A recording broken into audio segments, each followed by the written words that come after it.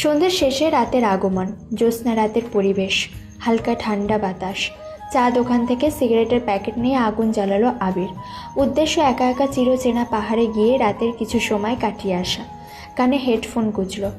আরফি রুমের তাহসান আর তিশার 2 এয়ারপোর্ট নাটকের সিন নিয়ে কতদিন দেখিনি তোমায় গানটা প্লে করে দিল। ঠিক তখনই টের পেল কে যেন আবিরের চোখে টর্চ মেরে ধরেছে। কিছুই টের পাচ্ছে না। টর্চের আলো আরও দুটো যোগ হলো। চোখ বন্ধ করার আগেই চোখে টর্চের আলো এত বেশিভাবে এফেক্ট ফেলেছে যে আবির কিছুই টের পাচ্ছে না।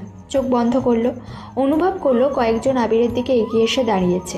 কে যেন কান থেকে হেডফোন খুলে দিল, কাঁধে হাত রেখে কলার টেনে ধরে বলে ওঠে, শালা কুত্তার বাচ্চা, অনেক অ্যাটিটিউড না তোর।